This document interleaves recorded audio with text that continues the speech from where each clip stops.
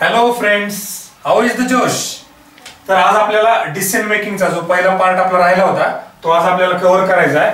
तर त्याला आपण डिसिजन मेकिंग, त्याला मराठीमध्ये आपण निर्णय घेण्याची क्षमता किंवा निर्णय क्षमता असं म्हणत असतो. तर आता त्यासाठी आपल्याला पहिले हे बघितलं पाहिजे की डिसिजन मेकिंगचा नेमका अर्थ काय, याचा अर्थ काय होतो किंवा त्याचा मिनिंग काय आहे. तर तो आपल्याला बघता येईल की त्याचा meaning the thought process of selecting a logical choice from available options. जे काही आपल्याला दिलेले पर्याय असतात त्यातला एक असा पर्याय निवडायचा कुठला, तो आपल्याला लॉजिकली निवडायचा. त्याच्यासाठी काहीतरी एक तर्कशास्त्र किंवा तर्कशुद्धपणा त्याच्यामध्ये असला पाहिजे. तर ही थॉट प्रोसेस जी असते म्हणजे त्याला आपण मराठीमध्ये म्हणतो उपलब्ध पर्यायांमधून तर्कशुद्ध निवड करण्याची वैचारिक प्रक्रिया. तर त्यांना ही प्रक्रिया आपली बघायची की आपली विचार करायची, तर्कशुद्ध विचार करण्याची क्षमता किती आहे. तर हे चेक करण्यासाठी आपल्याला डिसिजन मेकिंगचा उपयोग होतो. तर डिसिजन मेकिंगचा हा आपला जनरल अर्थ सांगता येईल की उपलब्ध पर्यायामधून तर्कशुद्ध निवड करण्याची वैचारिक प्रक्रिया. आता याच्या नंतर आपल्याला जी गोष्ट बघितली पाहिजे की एमपीएससी प्री मध्ये त्यांनी डिसिजन मेकिंग का ठेवलंय आणखी, जे की युपीएससी डिसिजन मेकिंग काढून टाकले. आपल्याला हे असं लक्षात येईल की एमपीएससी ला प्री मध्ये ऑब्जेक्टिव्ह आहे आणि मेन्स मध्ये पण ऑब्जेक्टिव्ह आहे. मेन्स मध्ये इथिक्सचा पेपर नाही, जो की इथिक्सचा पेपर युपीएससी मेन्स मध्ये आहे, पण युपीएससी डिसिजन मेकिंग काढून टाकलं कारण इथिक्स मध्ये सेम केस स्टडीज देऊन ते रिपीट होत होतं. पण एमपीएससी मध्ये इथिक्सचा पेपर नसल्यामुळे इथे डिसिजन मेकिंगची गरज पडते. कारण अधिकारी म्हणून काम करत असताना आपल्या डे टू डे लाईफ मध्ये रोज भरपूर सारे निर्णय घ्यायचे असतात. तर ते निर्णय घेताना मग आपल्याला डिसिजन मेकिंगचा वापर करावा लागतो आणि ते टेस्ट करण्यासाठी प्री मध्ये त्यांनी हा डिसिजन मेकिंगचा प्रकार आणखी ठेवलेला आहे. तर साधारणतः हा प्रकार सोडवण्यासाठी फक्त काही ज्या छोट्या एकदम गायडिंग प्रिन्सिपल्स किंवा ज्याला आपण बेसिक्स किंवा फंडामेंटल्स म्हणतो किंवा मराठीमध्ये आपण त्याला मार्गदर्शक तत्वे म्हणू शकतो, ते नियम नाहीत. हे जे मी सांगणार आहे ते नियम नाहीत, ते फक्त मार्गदर्शक तत्वे. जर हे आपण फॉलो केले तर आपल्याला योग्य पर्याय म्हणजे 2.5 मार्क 2.5 पैकी मिळवण्यासाठी खूप जास्त मदत होणार आहे. त्यामुळे हे काही नियम नाहीत. तर साधारण एवढे आहेत, हे फार महत्वाचे आहेत. उर्वरित आपण पार्ट 2 मध्ये कव्हर केलेले आहेत. पार्ट 1 मध्ये फक्त तुम्हाला एवढेच सांगतो, या गोष्टी फक्त लक्षात ठेवा. तुमचे ऍटलिस्ट 12.5 पैकी 11 मार्क पक्के होतील, कमीत कमी 11 मार्क.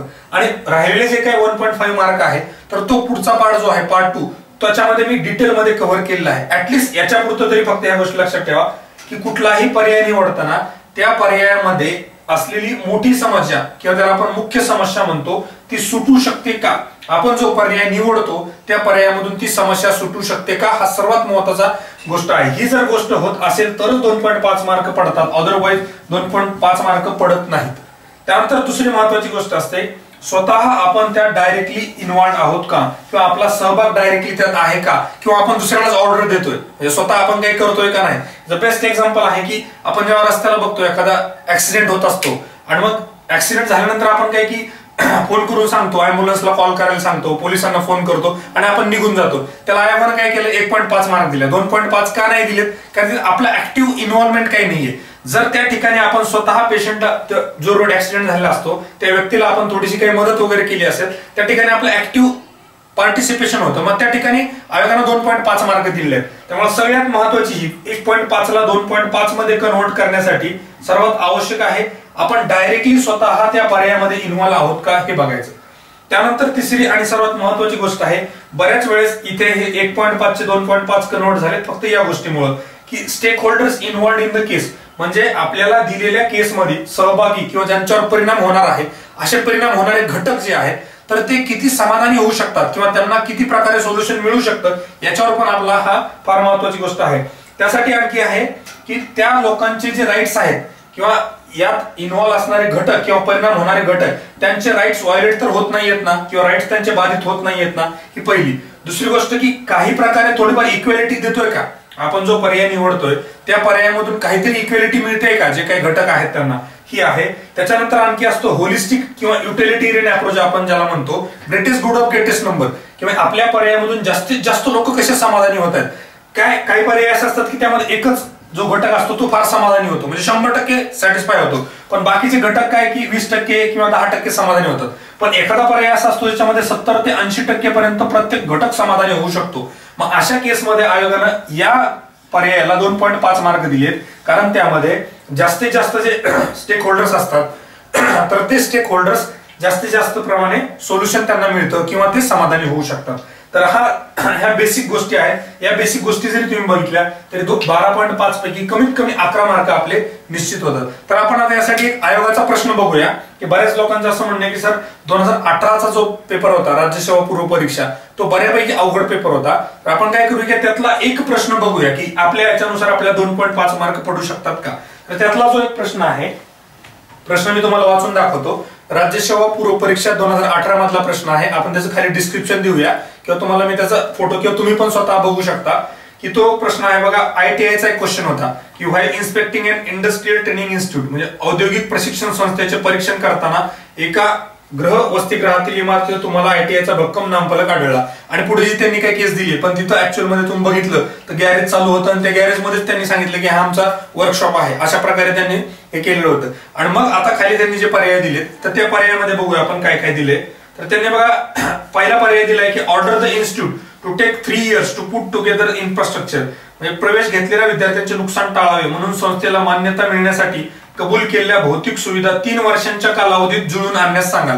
आता त्यांनी काय म्हटलंय की 3 वर्षाच्या कालावधीमध्ये आपण काय करायचं त्यांना जुळून की जे काही इन्फ्रास्ट्रक्चर पाहिजे होतं 3 वर्ष घ्या आणि ते जुळवा.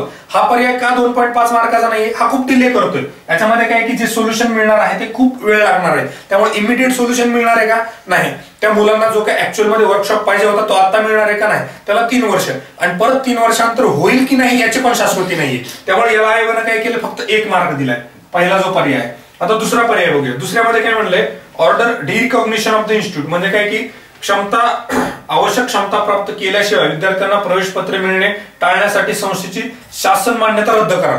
आता शासन मान्यता रद्द कराल याच्यात सगळ्यात महत्वाची गोष्ट काय की म्हणजे की नाबजेगी बासुरी अशा प्रकार झाला की म्हणजे प्रॉब्लेम तुम्ही त्याला काढून टाकता, त्याला काही सोल्युशन मिळत नाही.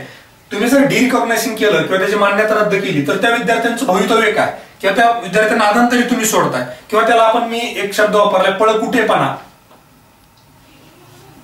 पळकुटेपणा. ज्या ज्या पर्यायामध्ये पळकुटेपणा असतो किंवा आपला प्रॉब्लेम सॉल्व्ह होत नाही किंवा त्याला आपण इव्हेडिंग फ्रॉम द रिस्पॉन्सिबिलिटीज म्हणतो की आपली जी काही जिम्मेदार आहे त्याच्यापासून आपण दूर जाणं, याला आयोगानं कायम 0 मार्क किंवा त्याला आपण 0 किंवा 0 मार्क म्हणतो ते 0 मार्क आयोगानं त्या पर्यायाला दिलेत. कधी पण गोष्ट ही लक्षात ठेवा, पहिली गोष्ट ही क्लिअर करा, जो पळकुटेपणाचा पर्याय असेल किंवा ज्याच्यामध्ये काही सोल्युशन मिळत नसेल तो पहिले कट करायचा किंवा तो उडवून टाकायचा, कारण त्याला फक्त 0 मार्क आयोगानं आतापर्यंत दिलेले आहेत. त्यानंतर चौथा पर्याय आपण बघूया, तिसरा नंतर बघूया. चौथ्यामध्ये order the management to take arrangements. त्यांनी काय म्हणले व्यवस्थापनाला अतिरिक्त शुल्क न लागता काम मिळवण्यासाठी आवश्यक असे प्रत्यक्ष अनुभव घ्यायला विद्यार्थ्यांना सहाय्य देण्यासाठी व्यवस्थाप करण्याचा आदेश द्याल. आता बघा इथं काय केलं आयोगाने, या पर्यायाला जो पहिला होता त्याला 1 मार्क दिला होता आणि हा जो चौथा पर्याय आहे त्याला 1.5 मार्क दिले. 1.5 मार्क दिलेत. याच्यात काय सांगितलं की त्यांना आपण मॅनेजमेंटला सांगतो की बाबा तुम्ही अरेंजमेंट करा किंवा बाकीच्या गोष्टी करा. आता आयोगाने याला 2.5 मार्क का दिले नाही, 1.5 मार्कच का दिले, तर याचं कारण असं आहे आपण काय करतोय दुसऱ्याला ऑर्डर देतोय, आपण काय करतो मॅनेजमेंटला ऑर्डर देतोय, स्वतः आपला त्यात सहभाग काही नाहीये, डायरेक्टली आपला त्यात इन्व्हॉल्वमेंट नाहीये.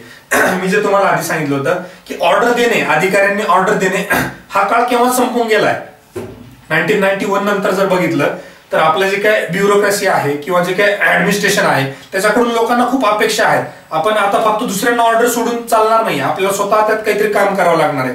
म्हणून आयोगाने याला 1.5 मार्क दिला आहे. आणि जो तिसरा पर्याय आहे त्याच्यामध्ये त्यांनी म्हणले call a meeting of students, parents, teachers आणि मॅनेजमेंट. त्याने म्हणलं काम मिळवण्यासाठी आवश्यक अनुभवाधारित कौशल्य प्राप्त करण्यासंबंधातील समस्या सोडवण्यासाठी आणि शैक्षणिक उपक्रमांचे नियमन करणारी समिती नेमण्यासाठी विद्यार्थी, पालक, अध्यापक आणि व्यवस्थापक यांची बैठक बोलवाल. आता इथे बघा पहिली गोष्ट तर काय होते आपली की बैठक बोलून काय होणार आहे, आपण चर्चा करणार आहे, काही ना काहीतरी त्याच्यावर सोल्युशन काढणार आहे. त्यामुळे आपली काय की समस्या ही सुटू शकते, बरोबर आहे. पहिली गोष्ट काय की समस्या सुटू शकते. दुसरी गोष्ट काय म्हणलंय कॉल द मीटिंग, कॉल कोण करतंय, आपण करतोय आणि आपण त्या मीटिंगला उपस्थित राहणार आहे. दुसरी गोष्ट काय होती की आपला स्वतः डायरेक्टली इन्व्हॉल्वमेंट आहे, म्हणजे जे काय मॅनेजमेंट असेल, विद्यार्थी असेल, त्यांचे पालक असतील, त्या सगळ्यांसमवेत मीटिंग आपण घेणार आहे, म्हणजे आपण डायरेक्टली इन्व्हॉल्व आहे. दुसरी गोष्ट. तिसरी गोष्ट जी मी तुम्हाला सांगितली होती की स्टेक होल्डर्स इन्व्हॉल्व, म्हणजे याच्यामध्ये सहभागी घटक. बघा याच्यात कोण कोण सहभागी आता घटक आहेत, पहिलं तर विद्यार्थी आहेत जे ITIचे विद्यार्थी आहेत. दुसरी गोष्ट पालक, त्यांचे जे पालक आहेत ते आहेत. त्याच्यानंतर अध्यापक म्हणजे शिकवणारे किंवा ज्या फॅकल्टीज आहेत ते पण आहेत. आणि व्यवस्थापक म्हणजे जे काय व्यवस्थापन मॅनेजमेंट हा ITI चं करत असतं, तर मॅनेजमेंट बोर्ड एवढ्या सगळ्या लोकांना समवेत घेऊन आपण त्यांची एक मीटिंग घेतोय. म्हणजे याचा अर्थ काय, आपल्याला त्यातून नक्कीच काही ना काहीतरी सोल्युशन मिळणार आहे. आपली डायरेक्टली इन्व्हॉल्वमेंट आहे आणि आपले स्टेक होल्डर्स जे आहेत ते जास्तीत जास्त स्टेक होल्डर्स आपल्या पर्यायामध्ये सहभागी आहेत. म्हणून आयोगाने याला 2.5 मार्क दिलेले आहेत. क्लिअर? अशा प्रकारे तुम्ही आयोगाचे कुठलेही जरी प्रश्न सोडवले तर कमीत कमी 1.5 मार्क किंवा पूर्वीप्रमाणे 2 मार्क तुम्हाला मिळतात. आणि जर 2.5 प्रत्येक ठिकाणी जर पाहिजे असतील तर आपले जे पुढचे व्हिडिओ आहेत पार्ट 2 आणि नंतर जे अपलोड करणार आहोत ते सगळे जर व्हिडिओ तुम्ही व्यवस्थित बघितले तर आपले 12.5 पैकी 12.5 मार्क मिळू शकतात, लोकांना मिळाले. क्लिअर? सर इथपर्यंत आता आपण हा पार्ट 1 संपवूया, डिसिजन मेकिंग, निर्णय घेण्याची क्षमता. Okay, thank you.